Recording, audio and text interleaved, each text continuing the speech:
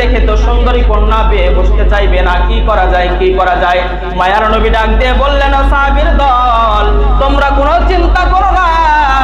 ওই মেয়ের বাবা যদি আল্লাহ প্রেমিক হয়, রাসূল প্রেমিক হয়, আমার চিঠি পাওয়ার সঙ্গে সঙ্গে তার মেয়েকে ওই সাহাবীর সঙ্গে বিয়ে দেওয়ার জন্য মাতোয়ারা হয়ে যাবে। বলুন সুবহানাল্লাহ। চিঠিটা যখন মেয়ের বাবার কাছে পৌঁছে দিলেন, সঙ্গে সঙ্গে মেয়ের বাবা সাহাবীর কাছে যখন চেহারার মধ্যে তাকিয়েছে, একেবারে কালো কুৎসিত চেহারা, দেখার কোনো কায়দা নাই। মেয়ের বাবা সঙ্গে সঙ্গে নাকচ হয়ে গেলেন, নারাজ হয়ে গেলেন। মেয়ে ডাক দিয়ে বলতেছেন, বাবা কি ব্যাপার? সাহাবী একটা চিঠি তোমার হাতে দিল, সঙ্গে সঙ্গে তোমার ভিতরে রাগ একেবারে উৎপন্ন হচ্ছে, কারণ কি? বলে এই সাহাবীর এত বড় সাহস, এই সাহাবী তোমার সঙ্গে বিয়ে দেওয়ার জন্য আমাকে প্রস্তাব করেছে, না এই কাজ করা যাবে না। মেয়ে ডাক দিয়ে বলতেছেন, বাবা গো, যে পাত্র এসেছে এটা দেখার বিষয় নয়, বলে ওই পাত্রকে চিঠি দিয়ে কে পাঠিয়েছে এটা দেখার বড় বিষয়। বলুন সুবহানাল্লাহ। মেয়ে ডাক দিয়ে বলতেছেন, বাবা ছেলের চেহারা দেখে লাভ নাই, এই চিঠিটা যে পাঠিয়েছে তার চেহারাটা আগে দেখার দরকার। দেখে বিশ্বনবী হযরতে মুহাম্মদুর রাসূলুল্লাহ সাল্লাল্লাহু আলাইহি ওয়াসাল্লাম চিঠিটা পাঠিয়েছে। বলুন সুবহানাল্লাহ। বাবার মনের মধ্যে আনচান শুরু হয়ে গেল, হাই হাই, এই কালো যুবকের সঙ্গে যদি আমার মেয়ের বিয়ে দিয়ে দেই, সারা জীবন সে অশান্তি পোহাবে, না এই কাজ করা যাবে না। মেয়ে ডাক দিয়ে বলতেছেন, বাবা গো, যদি এই চিঠিটা অন্য কোনো মানুষ আমাকে বিয়ের প্রস্তাবের জন্য পাঠাইতো আমি রাজি হইতাম না। যেহেতু রাসূল সাল্লাল্লাহু আলাইহি ওয়াসাল্লাম এই চিঠিটা স্বয়ং সাহাবীর সঙ্গে বিয়ের জন্য প্রস্তাব দিয়েছে, আমি মেয়ে এই মুহূর্তে ওই যুবককে বিয়ে করার জন্য রাজি হয়ে গেলাম। বলুন সুবহানাল্লাহ। হযরত জুরাইব রাদিয়াল্লাহু তাআলা আনহু আনন্দের সাথে রাসূলের দরবারে গিয়ে বললেন, ইয়া রাসূলুল্লাহ, মেয়ের বাবা তো রাজি হয়ে গেছে, মেয়েও রাজি হয়ে গেছে, আমার বিয়ের ব্যবস্থা করে দেন। মায়ার নবী ডাক দিয়ে বলতেছেন, বিয়ে তো একেবারে ঠিক হয়ে গেছে, তুমি এখন টাকা পয়সা নিয়ে বাজার করতে যাও। সাহাবী ডাক দিয়ে বলতেছেন, ইয়া রাসূলুল্লাহ, আমি তো একজন গরীব সাহাবী, বিয়ে করার জন্য যেই টাকা পয়সা দরকার ছিল দেন, মোহর দেওয়ার মতো কায়দা আমার মধ্যে নাই। সঙ্গে সঙ্গে একজন সাহাবী দাঁড়িয়ে ডাক দিয়ে বলতেছেন, ইয়া রাসূলুল্লাহ, হযরত জুরাইবের বিয়ে করার জন্য যত খরচ লাগে আমি সাহাবী সমস্ত খরচ বহন করতে চাই। বলুন সুবহানাল্লাহ। হযরত জুরাইব রাদিয়াল্লাহু তাআলা আনহু টাকা নিয়ে যখন বাজারের মধ্যে বাজার করতে গেলেন, বাজার করতে করতে সমস্ত বাজার একেবারে শেষ হয়ে গেছে। হঠাৎ করে ওই দূর প্রান্ত থেকে একটা আওয়াজ আসতেছে, হাইয়া আলাল জিহাদ, হাইয়া আলাল জিহাদ, সমস্ত মুসলমান জিহাদের জন্য তৈরি হয়ে যাও।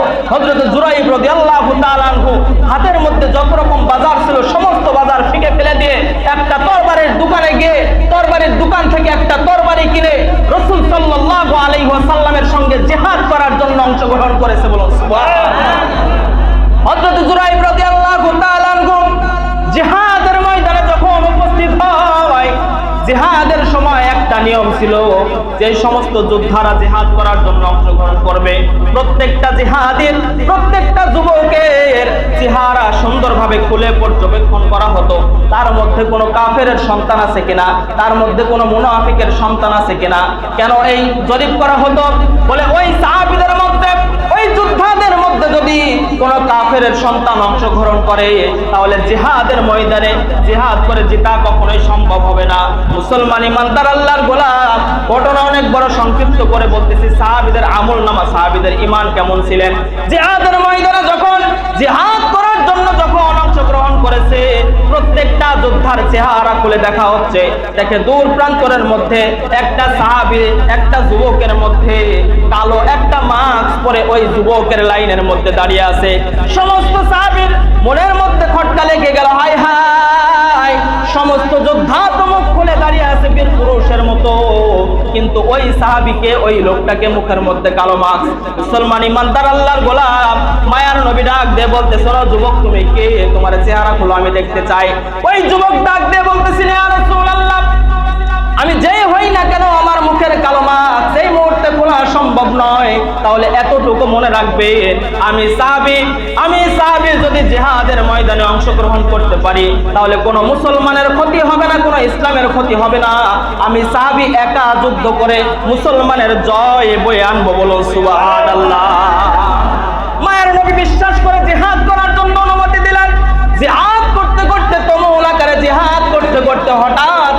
সাহাবী একেবারে শহীদ হয়ে গেল, যুদ্ধ শেষ হয়ে গেল। মায়ার নবী ডাক দিয়ে বলতেছেন, আমার সাহাবীর দল, প্রত্যেকটা সাহাবীর লাশ এখানে এনে জড়ো করো। সাহাবীর লাশ খুঁজতে খুঁজতে হঠাৎ করে দেখে একটা দূর প্রান্তর থেকে একটা মেয়ে ডাক দিয়ে বলতেছেন, ইয়া রাসূলুল্লাহ, সমস্ত সাহাবীর লাশ তো আপনি এখানে জড়ো করতেছেন, সমস্ত সাহাবীর লাশ তো আপনি খুঁজে খুঁজে আনতেছেন, এই লাশের মধ্যে একটা হয়তো লাশ আছে যে লাশের সঙ্গে আমার বিয়ে বন্ধনের জন্য আপনি নবী নিজে সুপারিশ করেছিলেন। বলুন সুবহানাল্লাহ। মায়ের নবী ডাক দিয়ে বলতেছেন, সাহাবীর দল, কোন এমন সাহাবী যার বিয়ের জন্য আমি নিজে আদেশ করেছিলাম, খুঁজে আনো। দেখে কালো মাস্ক পরা একটা যুবক, মাস্কটা সরাইয়া দেখছে স্বয়ং হযরতে জুরাইব রাদিয়াল্লাহু তাআলা আনহু জিহাদের ময়দানে জিহাদ করতে করতে তার জীবন দিয়ে দিয়েছে। বলুন সুবহানাল্লাহ। মায়ের নবী ডাক দিয়ে বলতেছেন, আমার সাহাবী, তোমার তো আজকে খুশির দিন, তোমার তো বিয়ে করার কথা ছিল, কিন্তু তুমি সাহাবী এই জিহাদের ময়দানে অংশগ্রহণ করেছে কেন? ওই হবু বউ যার সঙ্গে বিয়ে হওয়ার জন্য রাসূল সাল্লাল্লাহু আলাইহি ওয়াসাল্লাম আদেশ করেছিল, ইয়া রাসূলুল্লাহ ডাক দিয়ে বলতেছেন, ইয়া রাসূলুল্লাহ, যেহেতু আপনার আদেশে বিয়ের জন্য প্রস্তাব আপনি পাঠাইছিলেন, কিন্তু আল্লাহ পাক রব্বুল আলামিনের ডাকে সাড়া দিয়ে চলে গেছে, আমি মেয়ে আজ আপনার কাছে ওয়াদা করতেছি, এই দুনিয়ার জমিনে আমার কোনো স্বামী দরকার নাই, আমি কখনো বিয়ে বসতে চাই না, ওই জান্নাতের ময়দানে ওই জুরাইবকে স্বামী হিসাবে গ্রহণ করে জান্নাতের নাজ নিয়ামত ভোগ করতে চাই। বলুন সুবহানাল্লাহ।